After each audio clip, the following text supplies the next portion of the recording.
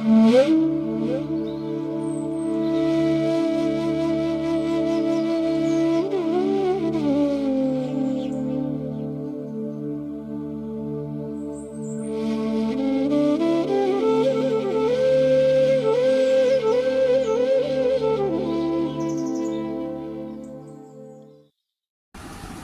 स्थापकाय च धर्मस्य सर्वधर्मस्वरूपिणे अवतार वरिष्ठाय रामकृष्णाय ते नमो।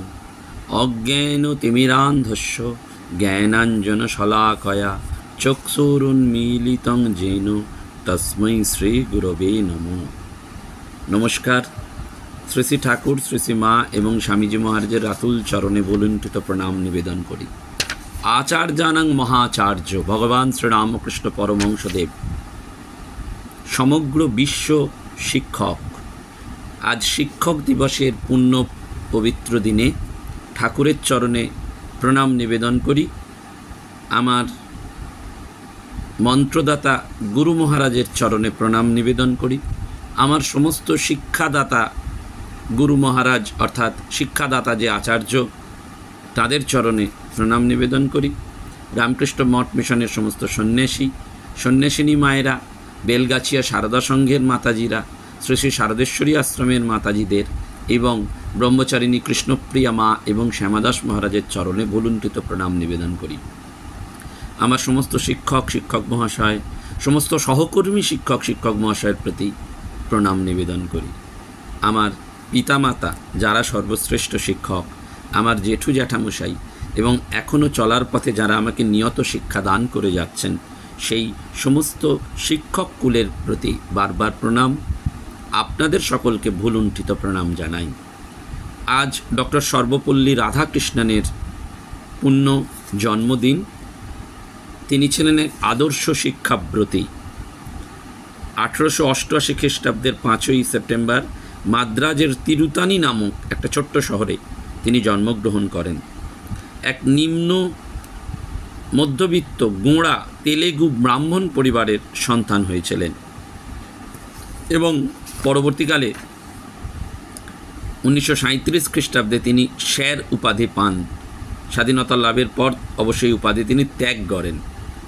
আর 1936 সালে অক্সফোর্ড বিশ্ববিদ্যালয় তাকে MA ডিগ্রি দিয়ে সম্মানিত করেন।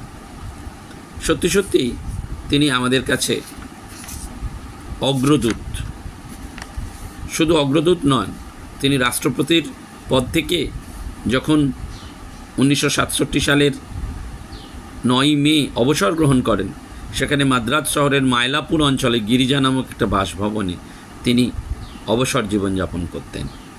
1975 7ই এপ্রিল এই জ্ঞান তপস্বী শেষ নিঃশ্বাস ত্যাগ করেন এবং ভারতবর্ষের রাষ্ট্রপতি হিসাবে তার অসামান্য কয়েকটি অবদান ছিল। ইংরেজ শাসনের আমলে ভারতের বড়লাটেরা সব খাঁটি ইংরেজ ছিলেন। গ্রীষ্মকালে দিল্লির গরমে তাদের অসহ্য লাগতো। সারা বছর তারা ওই সমস্ত কিছু পরিচালনা করে গরমে ক্লান্ত হয়ে পড়তেন। সেই জন্য ঠান্ডা হাওয়ায় অবকাশ যাপনের জন্য একটা বিশাল প্রাসাদ তৈরি করেছিলেন। কিন্তু এই শৈলবাস লাট বাহাদুর মাত্র কয়েকদিন ব্যবহার করতেন। কিন্তু এই সরকারি কর্মচারী দাস দাসী সেই সব তো ছিল, তাদের জন্য বিপুল ব্যয়ভার বহন করতে হতো। মানব দরদী সর্বপল্লী রাধাকৃষ্ণন এই বিলাসবহুল ব্যবস্থাকে নিতান্ত অন্যায় মনে করেন। তিনি এটিকে বাদ দেন। 1954 সালে তিনি ভারতরত্ন উপাধি লাভ করেছিলেন এবং সত্যি সত্যি তার জীবনটি, তার জন্মদিনটি তো 5ই সেপ্টেম্বর শিক্ষক দিবস, 1962 সাল থেকে সেটি পালন হয়ে আসছে। কিন্তু তিনি বারবার বলতেন, কলেজে ঢোকা আরও সহজ হয়েছে আর কঠিন হয়েছে শিক্ষিত হওয়া। পড়তে শেখানো হচ্ছে আমাদের, ভাবতে শেখানো হচ্ছে না। তিনি বলতেন, এক কথায় মানুষ হলো শরীর মন আত্মা, এই 3 শক্তির সমষ্টি। সত্যি সত্যি আমরা দেখুন এখন কলেজে অনেক জায়গাতেই মোটামুটি পড়ানোর বা পড়ার সুযোগ রয়েছে, কিন্তু ওই যে বলছেন ভাবতে শেখানো হচ্ছে না। এবং শুধু তিনি সকলের জন্য বলছেন না, বিশেষ করে মেয়েদের জন্য বলছেন, যতদিন আমাদের মেয়েরা উচ্ছৃঙ্খল পুরুষদের খেলার পুতুল এবং পরিচারিকা রূপে পরিগণিত হতে থাকবে, ততদিন সমাজ ব্যবস্থায় দুর্নীতি থেকেই যাবে। যে চলতি প্রথায় নারীর সতীত্ব এবং পুরুষের কাছে নীরব বশ্যতা স্বীকারকেই মেয়েদের সদ্গুণ বলে গণ্য করা হয়ে থাকে, সেই প্রথা অত্যাচারী পুরুষদের সমর্থনের জন্য একটা একান্ত অসঙ্গত অজুহাত মাত্র। আজকের সমাজে আপনারা দেখতেই পাচ্ছেন প্রতি মুহূর্তে এই যে আরজিকর হসপিটালের ভয়ানক কর্মকাণ্ড, ওই যে বলছেন একটি প্রথায় নারীর সতীত্ব এবং পুরুষের নীরব বশ্যতা, সেজন্য বলছেন এই ডক্টর সর্বপল্লী রাধাকৃষ্ণন যে একান্ত অধঃপতিত মানুষ আমাদের ঘৃণার পাত্র নন, কারণ অধিকাংশ মানুষ হয়তো প্রলোভনে পড়ে পাপে লিপ্ত হয়, কিন্তু তাকেই ভালো মানুষ করা যায় যদি তার মধ্যে শুভ প্রেরণা দেওয়া হয়। আমাদের সেই শুভ প্রেরণাটা জাগ্রত করতে হবে সকলের মধ্যে, এবং সেটা ছোটো থেকে। সেজন্য বলছেন কর্ম can be overcome by freedom. স্বাধীন কর্মশক্তির দ্বারা মানুষ কর্মফলকেও জয় করতে পারে। ডক্টর সর্বপল্লী রাধাকৃষ্ণন বলছেন না যে আজ আমরা একটা মহা সংকটের সম্মুখীন, শুধু ভারতের নয় পৃথিবীর ইতিহাসে এ এক সংকটময় অধ্যায়। যদি বিবেকানন্দের কোনো বাণী এখন আমাদের স্মরণ করতে হয়, তা হলো আমাদের আধ্যাত্মিক মহিমার প্রতি নির্ভরতার জন্য তার সেই আহ্বান। জগতে কোনো সমস্যা বা বিপদই অবশ্যম্ভাবী কিন্তু কিংবা অনিবার্য নয়। মানুষ আমরা চরম বিপদ এবং অক্ষমতার সম্মুখীন হলেও তাকে কাটিয়ে আসতে পারি, শুধু যেন লক্ষ্য রাখতে হবে আমরা আশা না হারাই। সেই জন্য এই যে শিক্ষক দিবসে বলা হচ্ছে না, ঠাকুর জগতে 3 ধরনের ডাক্তারের মতন 3 ধরনের শিক্ষকদের আমরা যেন দেখতে পাই। ঠাকুর 3 ধরনের ডাক্তারের কথা বলেছেন। সাধারণ ডাক্তারবাবু রোগীকে পরীক্ষা করে শুধুমাত্র ওষুধ লিখে দেন, কোনো খোঁজই নেন না। সাধারণ শিক্ষক মশাই তেমনি ছাত্রদের শিক্ষা দেন, কিন্তু ছাত্ররা গ্রহণ করলো কি না সেদিকে লক্ষ্য রাখেন না। মধ্যম শ্রেণীর ডাক্তারবাবু কেবলমাত্র ওষুধের নির্দেশ দেন না, খোঁজও নেন। তেমনি মধ্যম শ্রেণীর শিক্ষক যারা, তারাও কিন্তু ছাত্রদের যা বলেন তারা তা গ্রহণ করতে পারছে কিনা সেদিকে লক্ষ্য রাখেন, সেই জন্য তারা তাদেরকে 2-4টে প্রশ্নও করে। আর উত্তম শ্রেণীর যারা ডাক্তারবাবু, তারা রোগীদের জোর করে ওষুধ খাওয়ান, প্রয়োজনে বুকে হাঁটু দিয়ে মুখে ওষুধ পুড়ে দেন। তেমনি উত্তম শ্রেণীর যারা শিক্ষক মশাই, তারা শুধুমাত্র শিক্ষাই দেন না, ওই দুর্বল ছাত্রদের প্রতি বেশি দৃষ্টি দেন, তাদের জন্য নিত্য নতুন পাঠ পরিকল্পনা করে থাকেন। সেই জন্য বলা হয় না, good teacher tells, good teacher tells, তারা শুধু বলেন। তার থেকে যারা একটু বেটার, তারা শেখান, explains, but great teacher inspires, তারা অনুপ্রেরণা দেন। এই অনুপ্রেরণাটাই কিন্তু আমাদের দরকার, এই অনুপ্রেরণা। সেই জন্য বিধানচন্দ্র রায়ের কথাও আজকে মনে পড়ে। কলেজের একটা বোর্ডে তিনি দেখেছিলেন, যা কিছু করবে সর্বশক্তি দিয়ে করবে, একেবারে সর্বশক্তি দিয়ে। বলতেন তিনি বিধানচন্দ্র রায়, রোগী যে সমাজের যে স্তরেরই হোক না কেন, যে অবস্থারই হোক না কেন, তার সঙ্গে সহৃদয় ব্যবহার করলে সেই রোগীর রোগ যন্ত্রণা উপশম হয়। তাই বিধান দেখলেই রোগ সেরে যায়। এই যে উৎস, এই যে মিথ একটা, তার উৎস এখানে। রোগীর সাথে হৃদয়, জীবনে আমিত্বের কোনো জায়গা নেই, বৃথা অহংকার শেষ পর্যন্ত পতনের কারণ হয়। সেজন্য শিক্ষকদের দায়িত্ব কর্তব্য রয়েছে বারবার। এবং 4 ধরনের মনোভাবের উন্নতিকরণ দরকার: মৈত্রী, করুণা, মুদিতা এবং উপেক্ষা। ভালো লোকেদের সাথে বন্ধুত্বপূর্ণ মনোভাব, পীড়িত লোকেদের প্রতি সেবা দৃষ্টি, অন্যের আনন্দে আনন্দিত হওয়া, আর দুষ্ট লোকেদের প্রতি নির্লিপ্ত থাকা। প্রচলিত যে শিক্ষা ব্যবস্থা, যেটা নেতিবাচক হয়ে পড়েছে, তাকে ইতিবাচক ট্রেনিং দিতে হবে।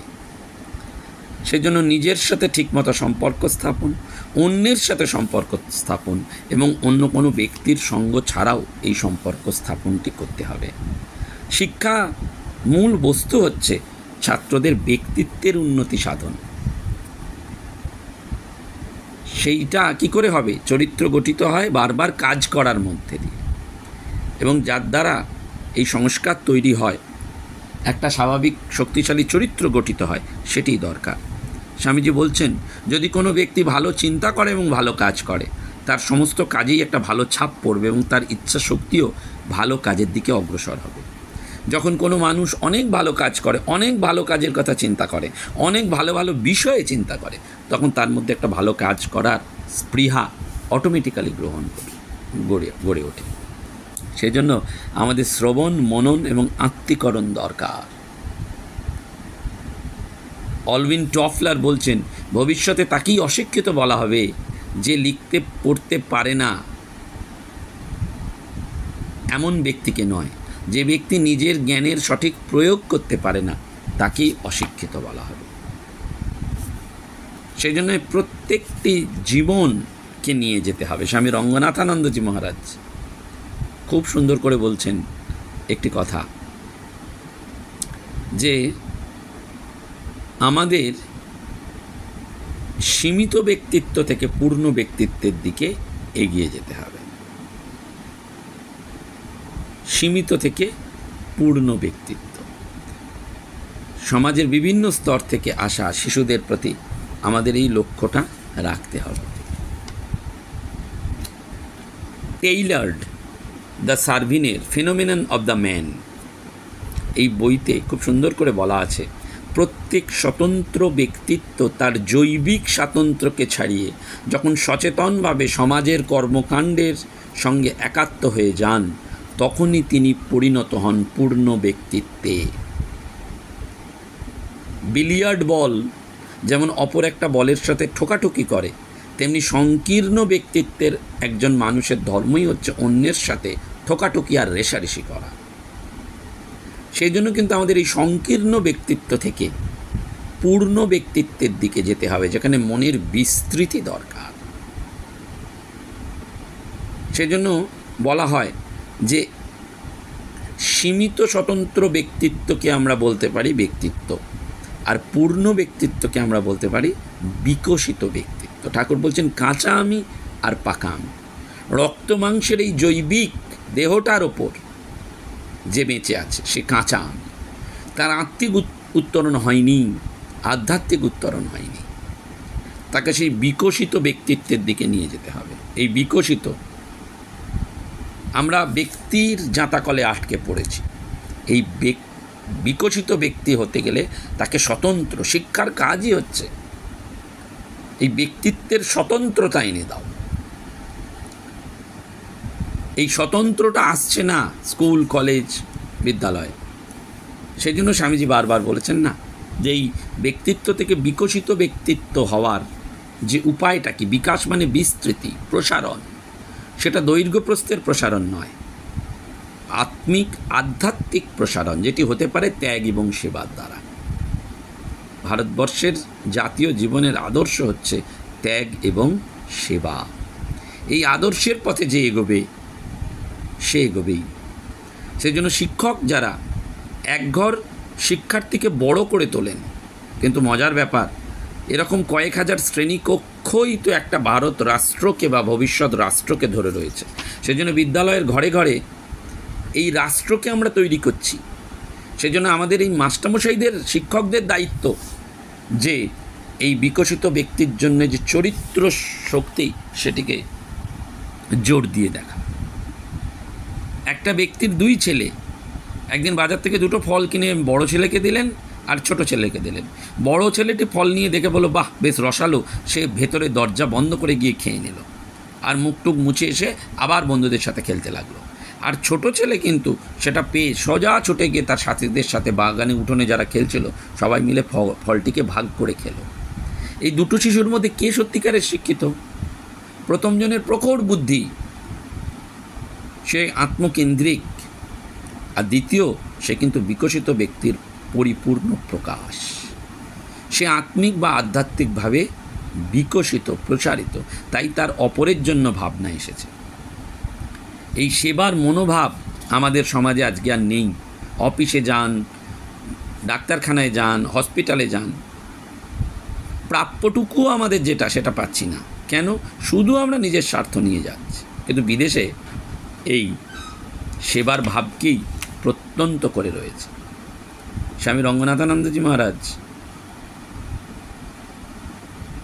যখন বিদেশে ছিলেন, তিনি বলছেন, এক ডাচ মহিলা তিনি এসে বলেছেন মহারাজকে যে স্বামীজি, ইংল্যান্ড থেকে একটা চিঠি এসছে আমার নামে, একটা চেক এসছে আমার নামে।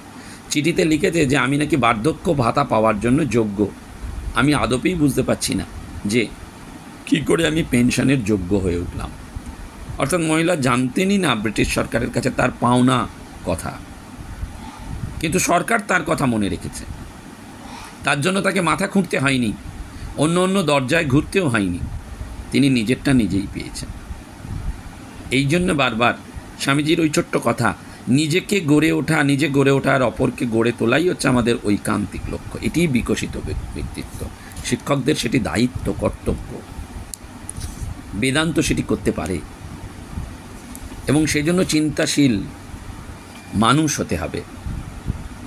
আমাদের এই যে বিদ্যার্থী যারা, অর্থী মানে যারা অন্বেষণ করে, খোঁজে, আর বিদ্যা মানে জ্ঞান, যারা জ্ঞানের অন্বেষণ করে, সেটি কি করে আছে? ভারতীয় সংস্কৃতিতে এটি বলা আছে, আচার্যাৎ পাদম আধত্তে পাদম শিষ্য স্বমেধয়া পাদম স্বব্রহ্মচারিভ্য পাদম কালক্রমেণ চ। শিক্ষার্থী তার জ্ঞানের 1/4 পায় আচার্য থেকে, শিক্ষকের থেকে, 1/4 পায় আপন বুদ্ধিতে, 1/4 সে লাভ করে অন্যান্য ব্রহ্মচারীদের সাথে মেলামেশায়, আলোচনার মধ্যে দিয়ে, আর অবশিষ্ট তাকে জুগিয়ে দেয় সমগ্র জীবন। সেজন্য আমাদের এই সমগ্র জীবনটিকে, সেজন্য শিক্ষণ দরকার। শিক্ষকদের ট্রেনিং দিতে হবে, এই শিক্ষকদের এগিয়ে আসতে হবে। আমাদের প্রত্যেকের দায়িত্ব রয়েছে, আমার নিজেরও সেই দায়িত্ব রয়েছে। কারণ শিক্ষা হচ্ছে সেই দুর্বোধ্য পদ্ধতি যেটা তথ্যের পাঁজা কলমের মাধ্যমে অধ্যাপকের নোট বই থেকে শিক্ষকের নোট বইতে এসে সেধ হয়, চেতনায় প্রবেশ করে না। আমাদের সেই চেতনাটা মানুষ গড়তে হবে। আমি নিছক কর্মচারী নয়, নিছক একজন ভাড়াকারা বেতনভোগী কর্মী নয়, আমার পরিচয় একজন পূর্ণ নাগরিক। ওই জন্য অজ্ঞান তিমিরান্ধস্য জ্ঞানাঞ্জন শলাকায়া, এই পূর্ণ নাগরিক হতে গেলে আমাদের প্রকৃত শিক্ষক হয়ে উঠতে হবে। এবং এই প্রাচীন ভারতবর্ষের সংস্কৃতির যে দায়িত্ব রয়েছে তার উত্তরাধিকারী হচ্ছে কিন্তু এই শিক্ষকরা। তাদের ভাবগত পরিবর্তন দরকার। আজকের এই শিক্ষক দিবসে সেই ভাবের পরিবর্তনটি অত্যন্ত দরকার। যতক্ষণ না আমরা আদর্শ সম্পর্কে ওয়াকিবহাল হচ্ছে, সচেতন হচ্ছি, ততক্ষণ আমরা এই প্রকৃত শিক্ষক দিবসের যে তাৎপর্য সেটা বুঝতে পারবো না। হয়তো আমরা এই ডক্টর সর্বপল্লী রাধাকৃষ্ণনের জন্মদিনে আমরা কি করব, তাকে মালা দেবো, তাকে ফুল ধূপ ধুনো সব দেবো, কিন্তু এই আদর্শে আমাদের কাছে পৌঁছতে পারবো না। আমাদের এই আদর্শে যদি পৌঁছতে হয়, শিক্ষক দিবসের প্রকৃত আদর্শে, তাহলে ওই ডক্টর রাধাকৃষ্ণনের জীবনের প্রতি আমাদের মনে রাখতে হবে। যেখানে তিনি বারবার বলছেন না যে বিবেকানন্দ আমাদের যন্ত্রণার মধ্যে আশ্রয় দিয়েছেন, দুঃখের মধ্যে দিয়েছেন আশা, হতাশার মধ্যে দিয়েছেন সাহস।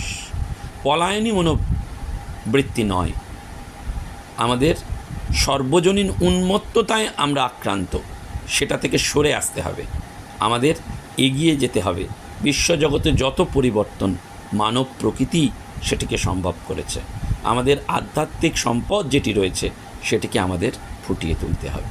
নমস্কার, ধন্যবাদ। প্রাণারাম প্রাণারাম প্রাণারাম প্রাণারাম প্রাণারাম প্রাণারাম, কি যেন লুকানো নামে তাই মিষ্ট এত তব নাম প্রাণারাম প্রাণারাম।